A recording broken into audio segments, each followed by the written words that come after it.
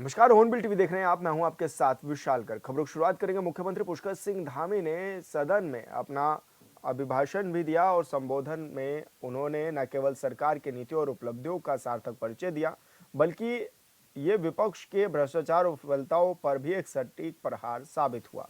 मुख्यमंत्री ने अपने संबोधन में राज्य की प्रगति और भविष्य के लिए तय किए गए लक्ष्यों को भी स्पष्ट किया है। वहीं कांग्रेस की पिछली सरकारों की असफलता और भ्रष्टाचार के काले अध्याय को सदन के समक्ष बेनकाब भी किया। मुख्यमंत्री धामी ने कहा है कि राज्य निर्माण के रजत जयंती वर्ष में बजट का आकार 1 लाख करोड़ रुपए से ज्यादा हो गया है। यह दर्शाता है कि राज्य आर्थिक रूप से सशक्त हो रहा है और विकास के नए आयाम भी गढ़ रहे हैं। वहीं मुख्यमंत्री ने बजट को नमो यानी नवाचार, आत्मनिर्भर उत्तराखंड, महान विरासत और ओजस्वी मानव संसाधन की थीम पर आधारित बताया। और कांग्रेस पर भी सीएम ने जमकर हमला बोला। सीएम ने कहा है कि कांग्रेस के समय सरकार में बैठे लोग कहते थे हम आंख बंद कर लेंगे, आप भ्रष्टाचार का सौदा तय कीजिए। एक बात बार बार करते हैं कि स्वनाम धन्य नेता बार बार इस सदन में, चाहे यहाँ सदन लगे, चाहे वहाँ लगे, चाहे इधर लगे, चाहे यहाँ लगे, एक बात बार बार करते हैं कि भ्रष्टाचार बहुत हो रहा है, बहुत परेशान रहते हैं।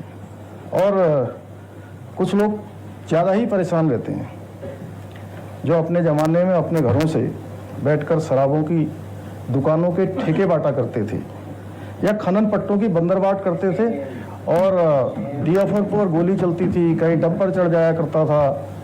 ये सब उस समय बहुत होता था। इतना ही नहीं, कुछ ऐसे महान नेता भी हैं जिन्होंने नियम 58 को सहारा लेकर एक और बड़ा सा कागजों का पुलिंदा बना दिया।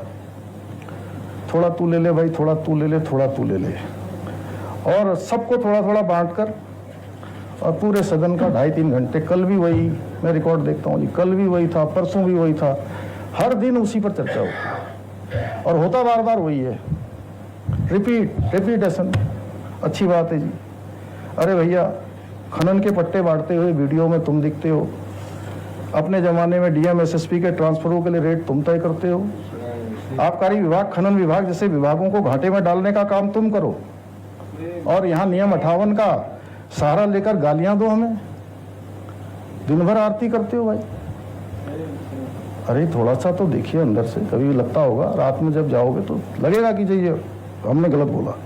आदरणीय अध्यक्ष महोदय, मैं आपके माध्यम से सम्मानित सदन को बताना चाहता हूँ कि उत्तराखंड के इतिहास में पहली बार भ्रष्टाचार पर यदि किसी सरकार ने निर्णायक कार्रवाई की है तो ये हमारी सरकार है। कहीं भी एक भी भ्रष्टाचार का मामला आएगा तो उस पर हम समय में कर्मचारियों और शिक्षकों को, उनकी तनख्वाह और पेंशनरों को, उनकी पेंशन के लिए भी तरसा देने वाले लोग आज जब हम पर ऐसे अनर्गल आरोप लगाते हैं तो मुझे उन पर तरस आने के बजाय उनके लिए मिर्जा गालिब का ये शेर याद आता है।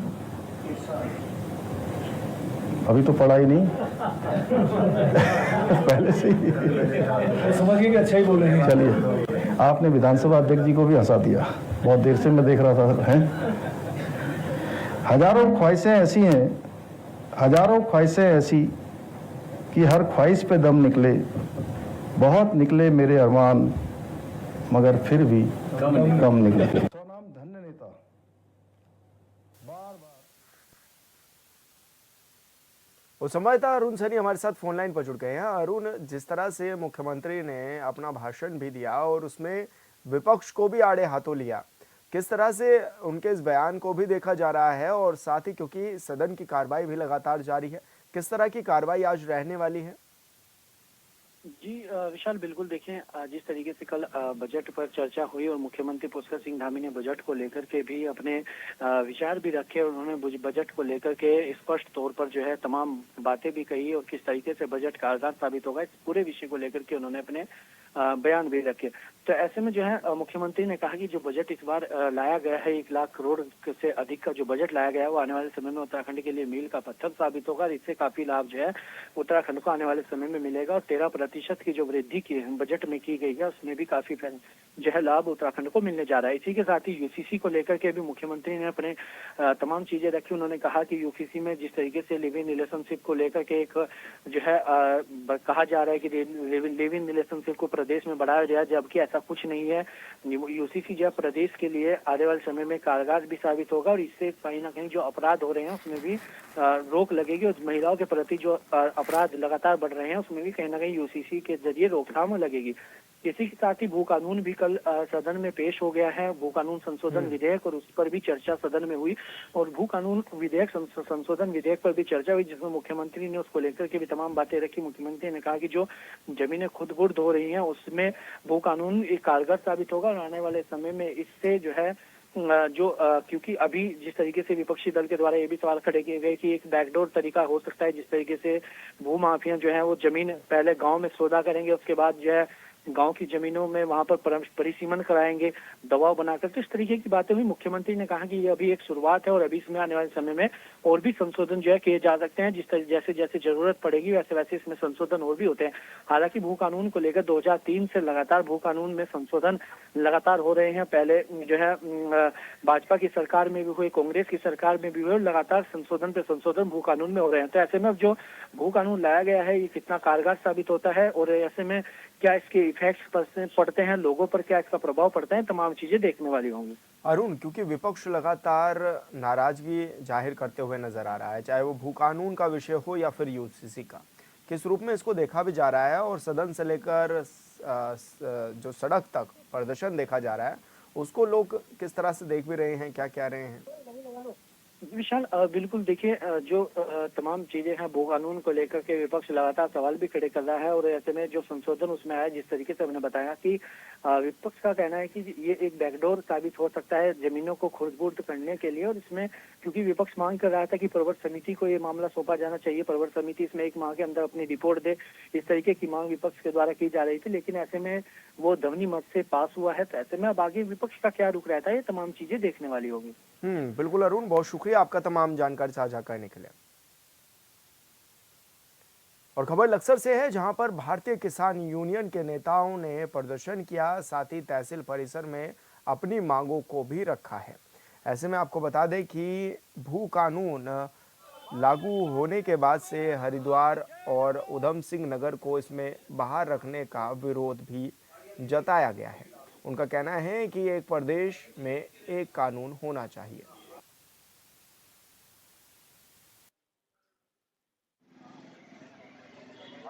क्षेत्र में माइनिंग चेक पोस्ट वाले जो लगा रखे हैं, सरकार ने जो ये मतलब एक तरह से बदमाश किस्म के जो व्यक्ति बैठा दिए हैं, किसानों की ट्रॉली को रोकते हैं, जो भी कोई रेता बजरी लाता है उसको गलत तरीके से परेशान किया जाता है। किसान के साथ बदतमीजियां, गाली गलौज एक आम बात हो चुकी है। और एक ज्ञापन में हमने ये भी दिया है कि हाल फिलहाल में जो विधानसभा में भू कानून लागू हुआ है उसमें हमारे जिले हरिद्वार को और उधम सिंह नगर को अलग रखा गया है। ये हमारे साथ सौतेला व्यवहार है, जिसको हम बिल्कुल नाकाबिले तारीफ समझते हैं और इसके खिलाफ बड़ा आंदोलन करने की भी तैयारी में लगे। इसमें एक तो ये माइनिंग वाले जो किसानों को परेशान कर रहे हैं, एक तो ये है, एक भू कानून जो लागू हुआ है उसके लिए है, और एक जो बिजली के इन्होंने ट्वेल्व के कनेक्शन काट रहे हैं उनके विरोध में दिया है, और किसानों की ट्वेल्व के बिल माफ किए जाए और जो सरचार्ज इन्होंने लगाए हैं उन्हें माफ किए जाए। इस मुद्दों को लेकर आज एसडीएम साहब को एक ज्ञापन दिया है। उसमें अगर ये कुछ करते हैं तो ठीक है, नहीं तो फिर अगली रणनीति हम अपने स्तर से भारतीय किसान यूनियन तोमर अपनाएंगे।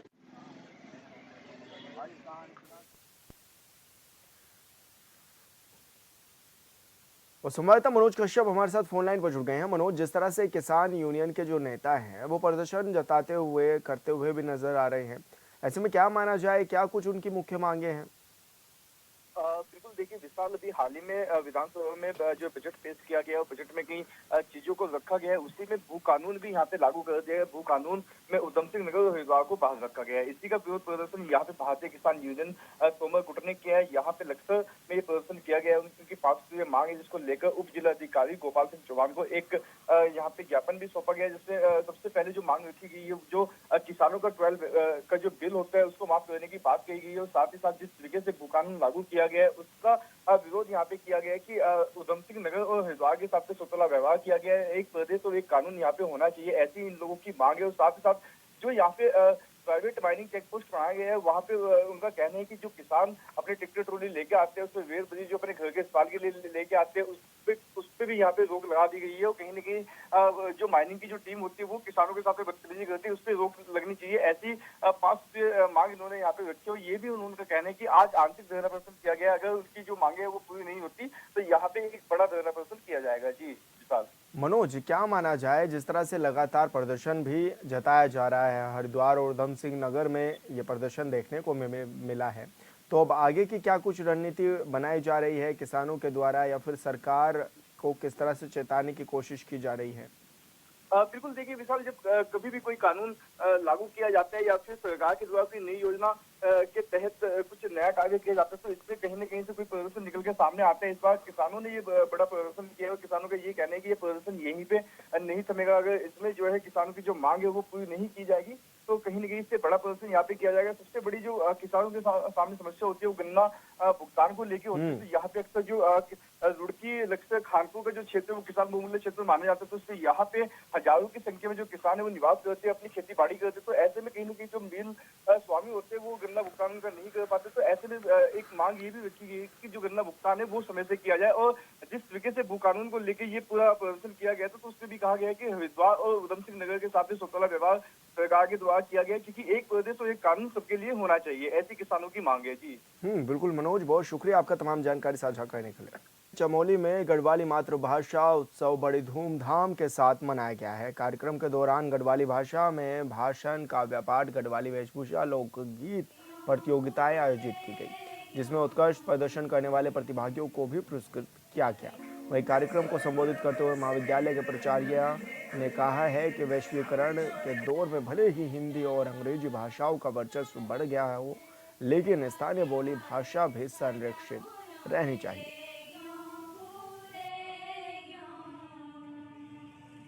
आज यूनेस्को ने अंतर्राष्ट्रीय मातृभाषा दिवस घोषित किया है कि जो दुनिया में जो भाषाएं लुप्त हो रही हैं या कम बोली जा रही हैं उनके संरक्षण के लिए कार्यक्रम किए जाए। इसी के तहत साथ अंग्रेजी विभाग राजकीय स्नातकोत्तर महाविद्यालय गोपेश्वर ने एक गढ़वाली मातृभाषा कार्यक्रम यहाँ पर रखा हुआ है, जिसके माध्यम से हम बच्चों में सिखा रहे हैं कि किस तरह से आपको अपनी भाषा से जुड़ना है।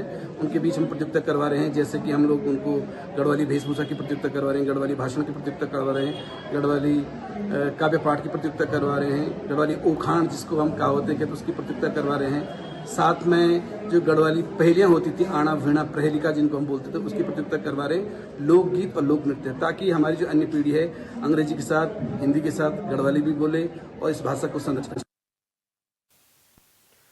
भगवानपुर में एक चलता वाहन आग का गोला बन गया। आपको बता दें कि जो वाहन है वो हरिद्वार जिले में भगवानपुर बाईपास पर से आ रहा था और अचानक वाहन में पीछे रखे मधुमक्खियों की पेटियों और प्लास्टिक की बाल्टियों में आग लग गई। आग लगने से आसपास क्षेत्र में हड़कंप भी मच गया, जबकि वाहन सवार दोनों लोगों ने कूदकर अपनी जान बचाई। इसके बाद आसपास के लोगों ने कड़ी मशक्कत के बाद आग पर काबू भी पाया और राहत की सांस भी ली। गनीमत रही कि इस घटना में किसी भी तरह की कोई जनहानि नहीं हुई।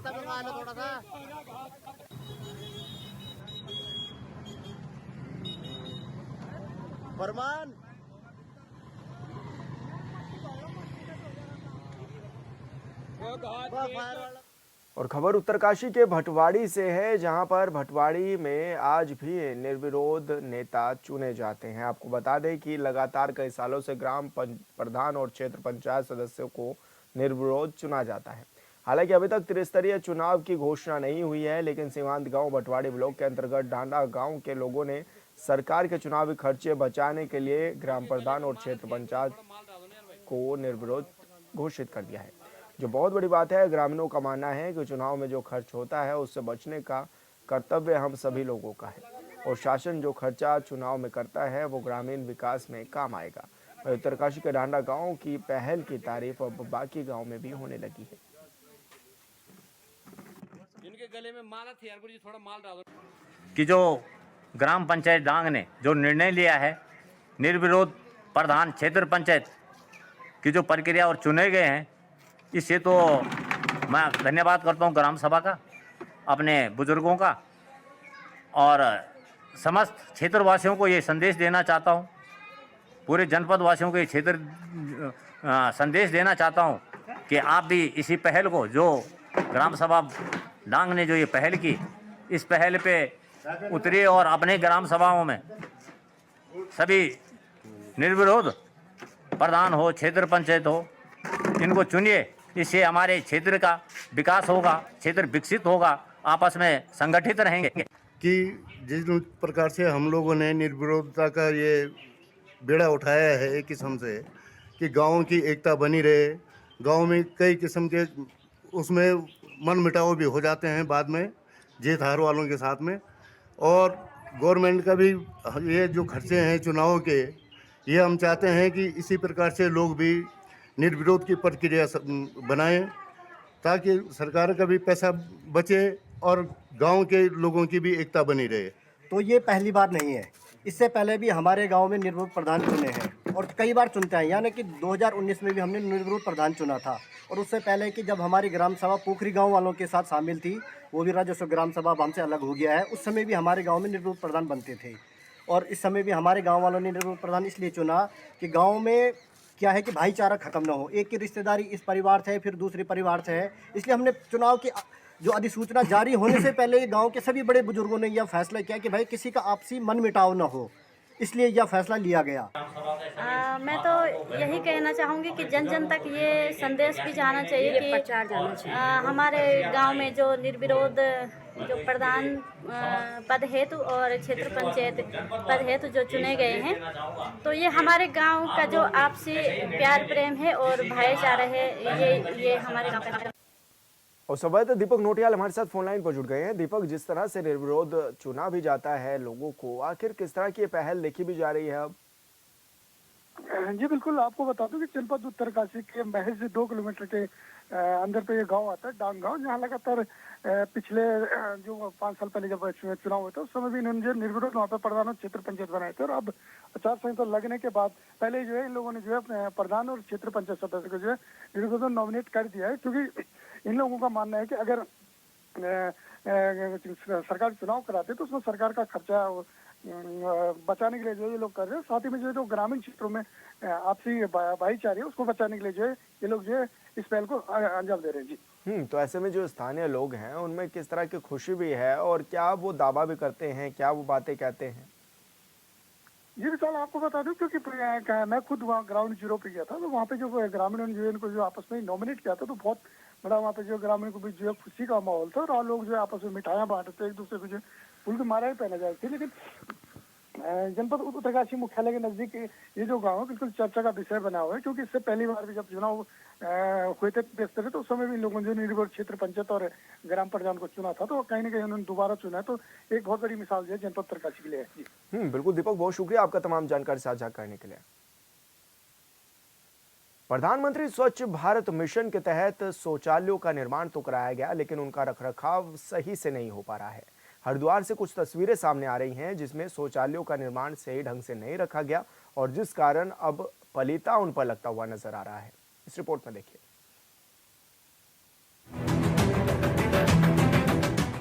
हरिद्वार में लक्सर रोड की मार्ग रेलवे स्टेशन और सरकारी अस्पताल के पास बनाए गए सार्वजनिक शौचालयों की स्थिति बेहद खराब है।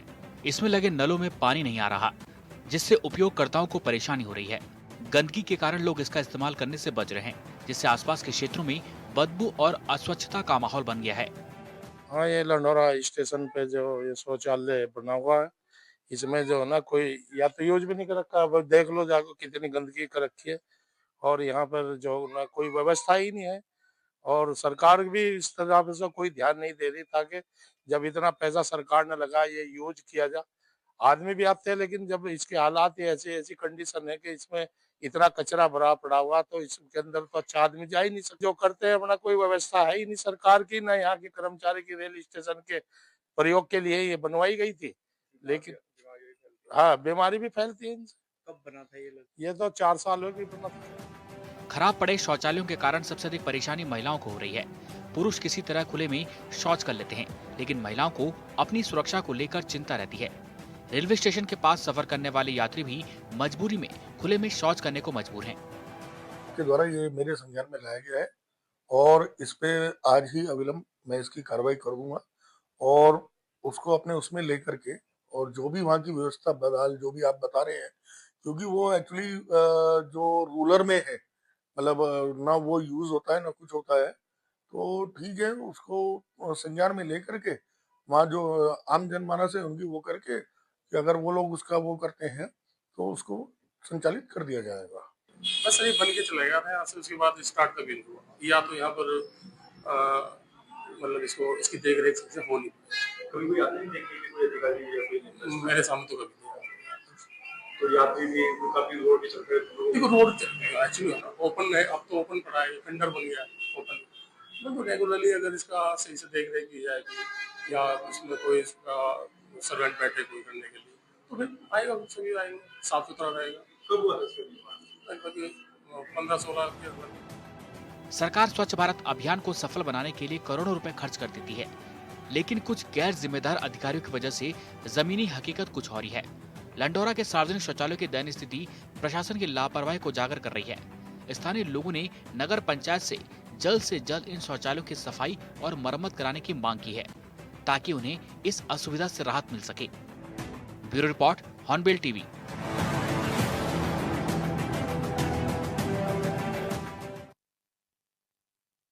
और फिलहाल इस बुलेटिन में इतना ही। आप देखते रहिए हॉर्नबिल टीवी। नमस्कार।